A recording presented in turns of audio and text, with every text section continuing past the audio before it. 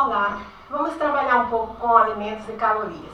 Para isso, nosso referencial teórico será a tradução da 9ª edição norte-americana de Química Geral e Reações Químicas, volume 1. Esse livro foi publicado pelos professores John Potts, Paul Treshwell, John Townsend e David Treshwell. Apresento para vocês a capa do livro. O nosso foco de estudos será o capítulo 5, denominado Princípios da Reatividade Química, Energia e Reações Químicas. O capítulo contém os seguintes itens: 1. Energia, alguns princípios básicos. 2. Capacidade calorífica específica, aquecimento e resfriamento. 3. Energia e mudanças de estado. 4. Primeira lei da termodinâmica. 5. Variações de entalpia nas reações químicas. 6. Calorimetria. 7. Cálculos de entalpia. 8. Reações que favorecem a formação de reagentes ou de produtos e termodinâmica. Bem, os autores ilustram o capítulo com alguns alimentos, como vocês podem observar. Como os autores introduzem o capítulo? Energia e sua dieta. Em todos os lugares, o tema energia vem à tona. Nos noticiários, ouvimos sobre a necessidade de produzir mais petróleo, conservar mais ou produzir combustíveis alternativos, como o etanol.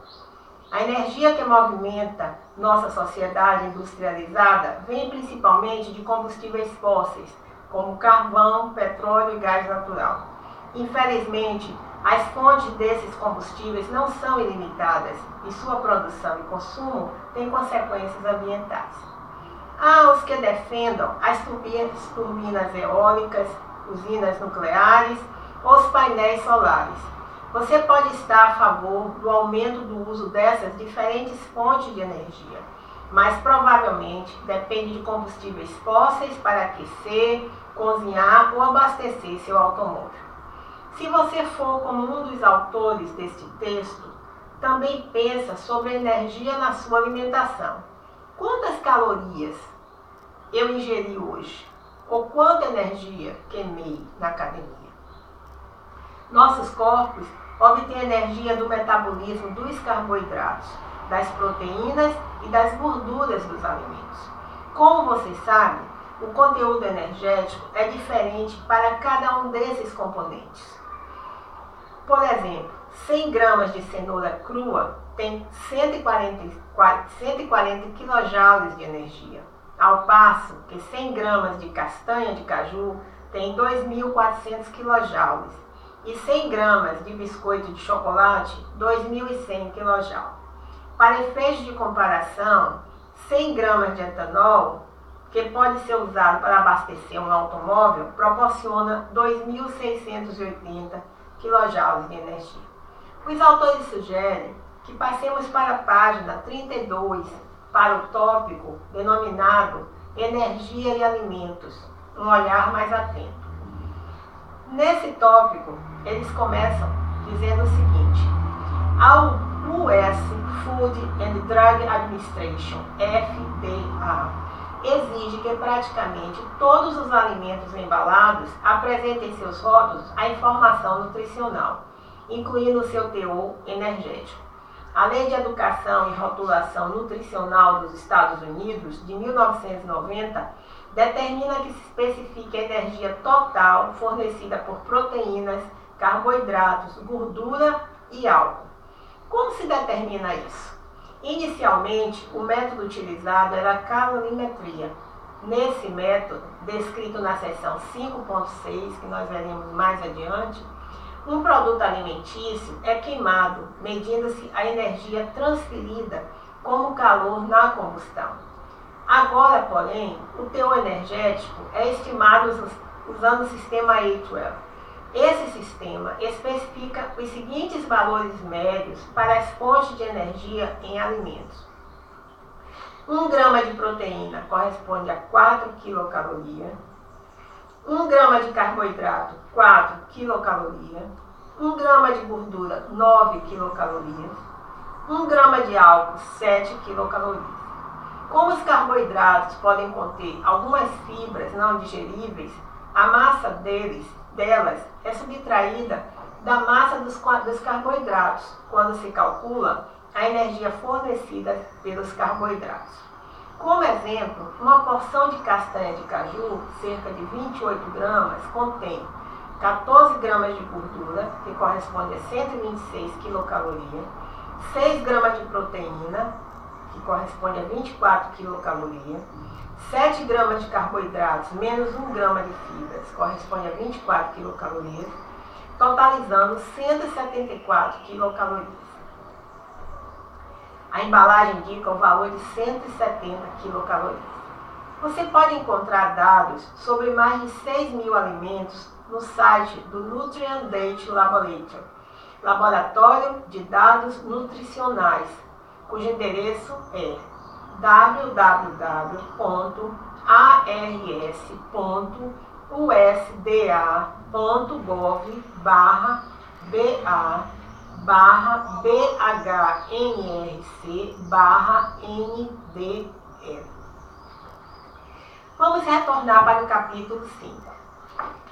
E agora vamos passar para o item denominado calorimetria. Apesar dos autores mencionarem esse método mais moderno de determinação do conteúdo calórico dos alimentos, nós ainda estamos trabalhando com a calorimetria. Então, a energia transferida na forma de calor em um processo químico ou físico pode ser medida por calorimetria. O aparelho utilizado nesse tipo de experiência é o calorímetro. Então, inicialmente eles começam a falar sobre a calorimetria, a pressão constante, que corresponde à medida de variação de entalpia. Um calorímetro pode ser usado para medir a quantidade de energia transferida na forma de calor sob condições de pressão constante, que é a variação de entalpia de uma reação química. O calorímetro de pressão constante, utilizado em laboratórios de química geral, é muitas vezes um copo de café. Esse dispositivo de baixo custo consiste em 2 copos encaixados um dentro do outro, com uma tampa ajustável e um dispositivo para medir temperatura, como um termômetro. O isopor, um isolante muito bom, minimiza a transferência de energia na forma de calor entre o sistema e a vizinhança. A reação é realizada na solução dentro do copo. Se a reação é exotérmica, ela libera energia na forma de calor para a solução e a temperatura da solução aumenta. Se a reação é endotérmica, a energia é absorvida na forma de calor a partir da solução, ocasionando uma diminuição na temperatura da solução. A variação na temperatura da solução é medida. Sabendo a massa, a capacidade calorífica específica e a variação de temperatura da solução, a variação de entalpia para a reação pode ser calculada. Então, os autores apresentam uma figura desse calorímetro de copo, que nós vamos explicar para vocês mais uma vez. Então, nós temos primeiro 2 copos de isopor que são encaixados. Há uma tampa de isopor, cobre os copos, né? Um orifício é feito nessa tampa para inserir o termômetro. E em um calorímetro como esse, uma reação química conduz uma variação na temperatura da solução dentro do calorímetro. O copo de isopor é razoavelmente eficaz na prevenção da transferência de energia na forma de calor entre a solução e sua vizinhança. Uma vez que o copo é aberto à atmosfera, esta é uma medida sob pressão constante. Então, por exemplo, em laboratório, nós podemos fazer uma reação entre um ácido forte e uma base forte, uma neutralização. Então, poderíamos pegar um calorímetro desse, de copo, né, de café, e aí nós medimos em uma proveta 100 ml de uma solução de ácido clorídrico 0 mol por litro, e 100 ml em outra proveta de uma solução de hidróxido de sódio 0,1 mol por litro. Então, ao mesmo tempo, transferimos as duas soluções para dentro do copo, tampamos rapidamente e observamos a variação de temperatura e a temperatura de equilíbrio. Nesse tipo de medida calorimétrica, é conveniente definir os reagentes e os produtos e a solução como o sistema. A vizinhança inclui o copo e tudo que estiver fora dele. Como observado previamente, admitimos que não há transferência de energia para o copo e que a energia é transferida apenas na forma de calor dentro do sistema. Duas variações de energia ocorrem dentro do sistema à medida que a reação prossegue. Uma é a liberação da energia potencial armazenada nos reagentes, ou absorção de energia e conversão desta energia potencial armazenada nos produtos. Nós a chamamos de QR, calor de reação. A outra mudança de energia é aquela que é ganha ou perdida na forma de calor pela solução, chamado calor de dissolução. Com base na lei da conservação da energia, temos a seguinte equação matemática. O calor de reação mais o calor de dissolução é igual a zero.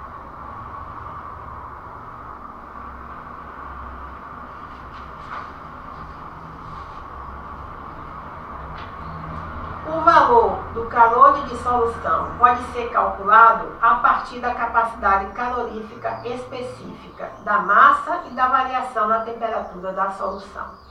A quantidade de energia liberada ou absorvida na reação, calor de reação, é incógnita na equação. A precisão de uma medida calorimétrica depende da precisão das quantidades medidas, temperatura, massa e capacidade calorífica específica. Além disso, supõe-se que não haja transferência de energia além da solução. Um calorímetro de copo é um dispositivo simples, por isso, os resultados não são muito precisos, considerando que essa suposição não é devidamente atingida. Nos laboratórios de pesquisa, os calorímetros mais utilizados são aqueles que efetivamente limitam a transferência de energia entre o sistema e a vizinhança. Além disso, também é possível corrigir a mínima transferência de energia que ocorre entre o sistema e a vizinhança. Passemos agora a ler um pouco sobre calorimetria a volume constante, quando nós medimos a variação de energia. A calorimetria a volume constante é geralmente usada para calcular a energia liberada pela combustão de combustíveis e para determinar o valor calórico dos alimentos. Então, por exemplo, aqui nós temos uma amostra de queijo polenguinho light, né? Se nós observarmos aqui a informação nutricional, então nós vamos observar que para 30 gramas, ou seja, 2 unidades, o valor energético corresponde a 52 quilocalorias. Vejamos um outro alimento, essas balinhas, o trio moranguinho, se nós olharmos, né, a especificação da composição, informação nutricional, nós temos a informação que para uma porção de 5 gramas, o valor energético é 18 quilocalorias, né? Então, o que acontece?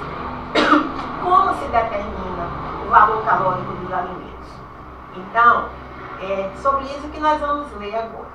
Então, uma amostra de massa conhecida de um combustível sólido ou de um líquido é colocada no interior de uma bomba, geralmente um cilindro do tamanho de uma lata grande de tinta, com paredes espessas e tampas de aço.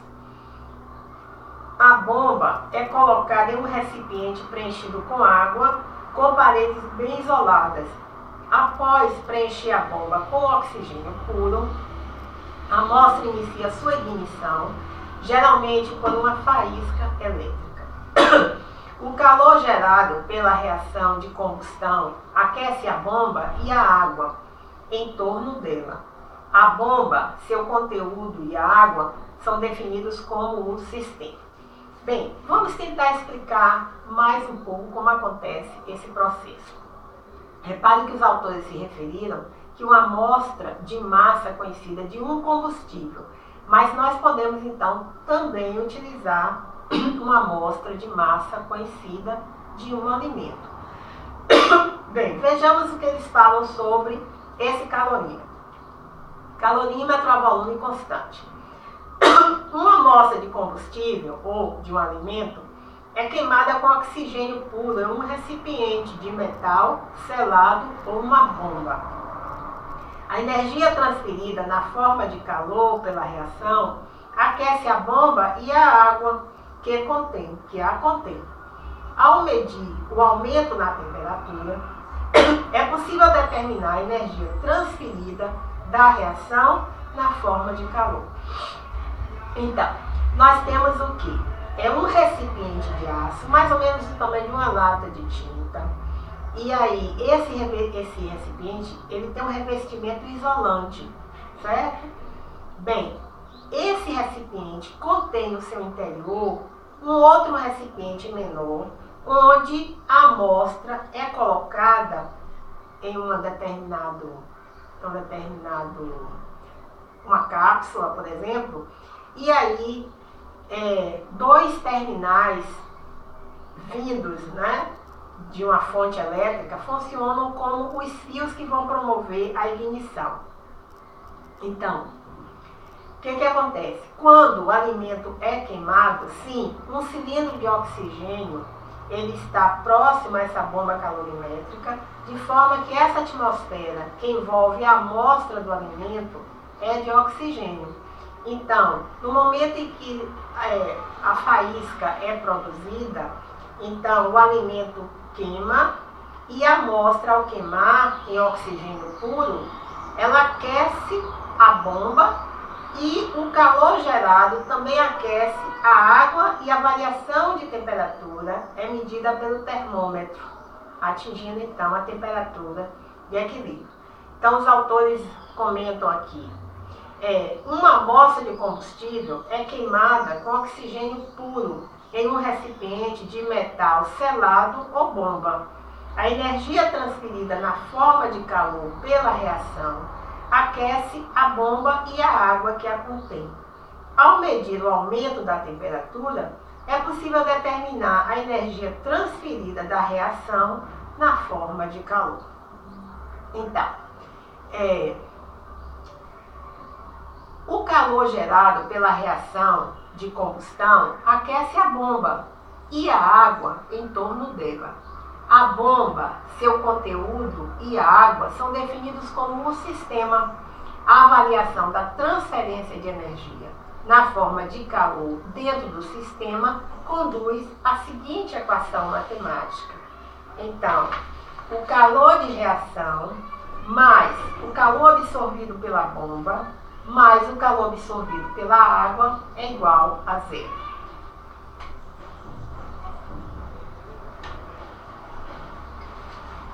Então, QR é a energia liberada na forma de calor pela reação. Q-bomba é a energia envolvida no aquecimento da bomba do calorímetro. E Q-água é a energia absorvida no aquecimento da água no calorímetro. Como o volume não se altera em um calorímetro de volume constante, a transferência de energia na forma de trabalho não acontece. Por conseguinte, a energia transferida na forma de calor a volume constante, QV, é igual à variação da energia interna, ou seja, a variação, o ΔU. Então, como vocês observaram, nós podemos determinar uma calorimetria, a pressão constante e a volume constante. Os dois tipos de calorímetro, pressão e volume constantes, destacam as diferenças entre entalpia e energia interna. A energia transferida na forma de calor sob uma pressão constante, QP, é por definição variação de entalpia, ao passo que a energia transferida na forma de calor sob volume constante, QV, por definição, é variação de energia. Bem, assim, estudamos um pouco mais sobre como determinar o valor calórico dos alimentos. Obrigada.